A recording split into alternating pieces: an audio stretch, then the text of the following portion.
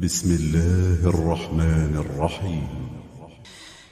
Assalamualaikum warahmatullahi wabarakatuh.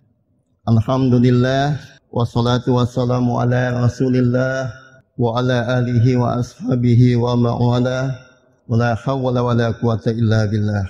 Ma'asyiral muslimin rahimakumullah. Alhamdulillah, puji dan syukur kita panjatkan kehadirat Allah karena sampai subuh ini kita masih diberikan oleh Allah kesehatan, kekuatan dan kesempatan sehingga kita bisa melaksanakan ibadah-ibadah di bulan Ramadan dan bisa sholat berjamaah di masjid kita yang tercinta ini.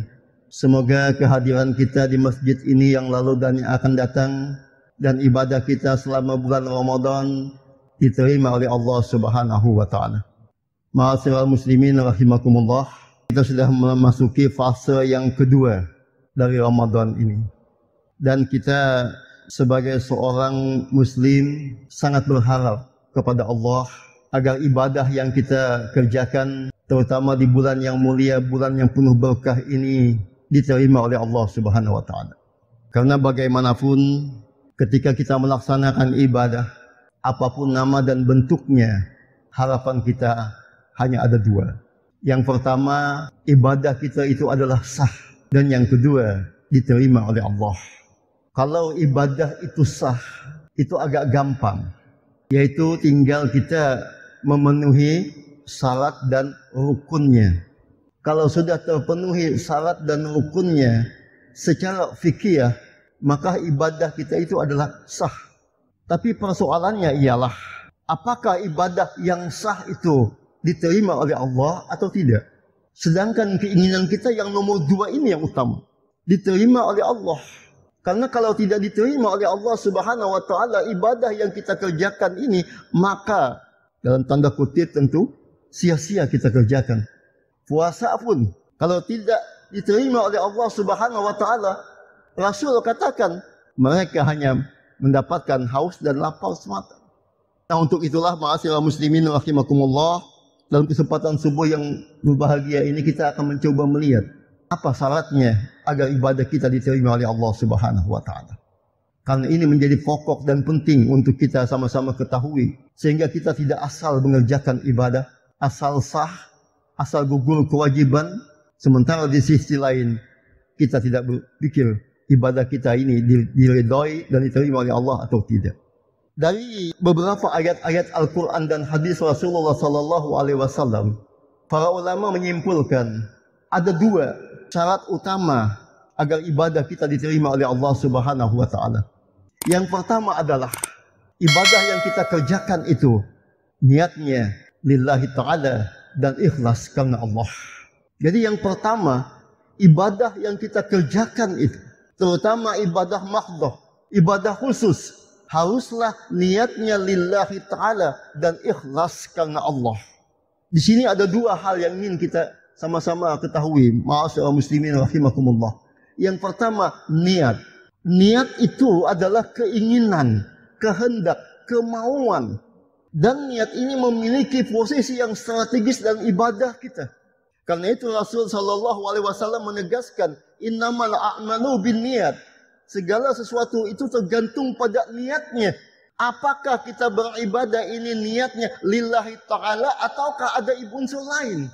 Unsur pamer misalnya, ingin dipuji, ingin dilihat, ingin dinilai oleh orang lain.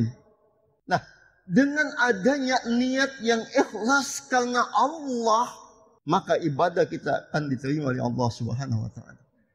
Ikhlas ibadah kita itu adalah ibadah yang semata-mata karena Allah, tidak karena siapapun.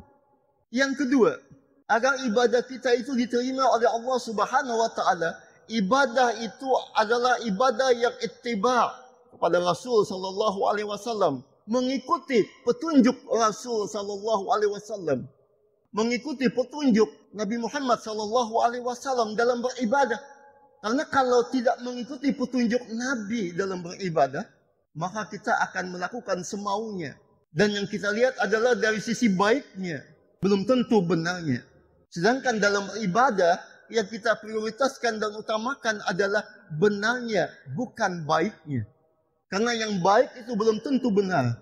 Sementara yang benar itu pasti baik. Dan kebenaran itu tidak ditentukan oleh banyaknya orang yang mengerjakan.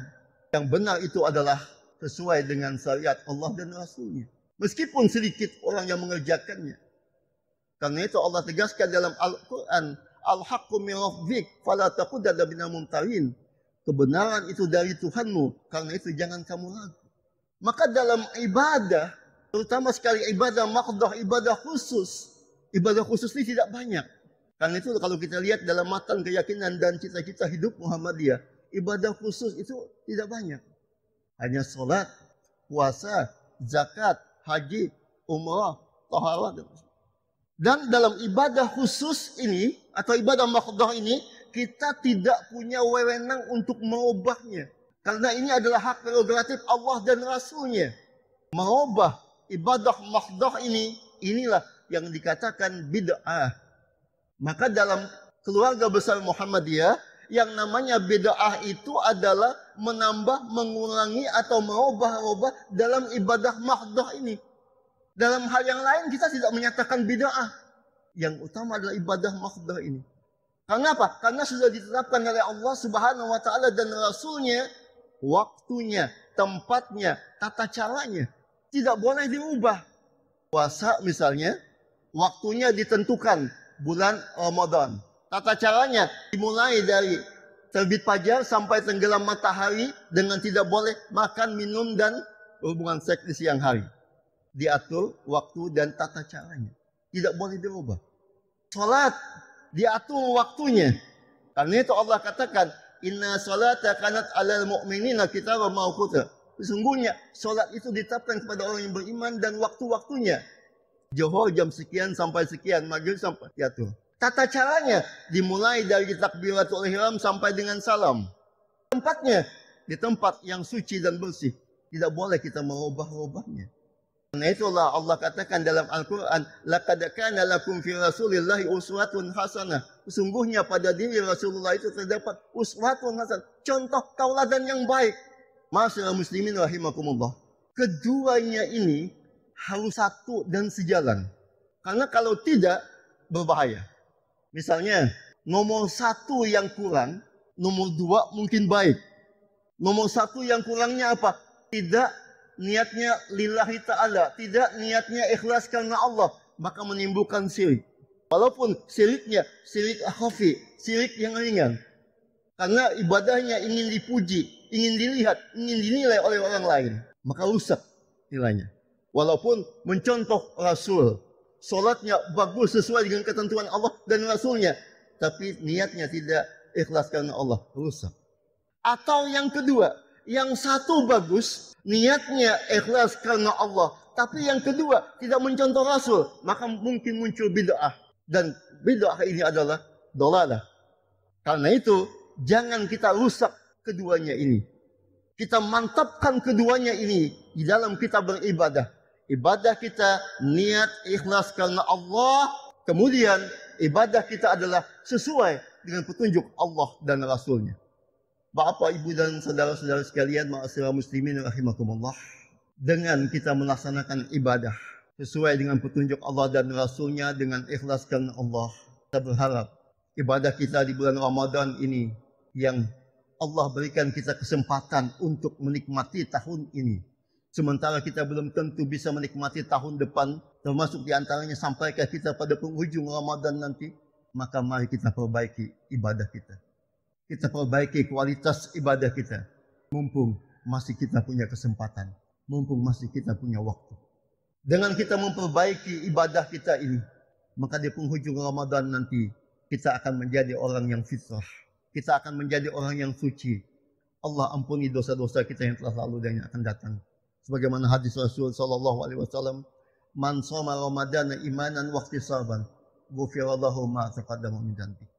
Barang siapa berpuasa di bulan Ramadan ini imanan wa ihtisaban, maka Allah akan ampuni dosa-dosanya yang telah lalu.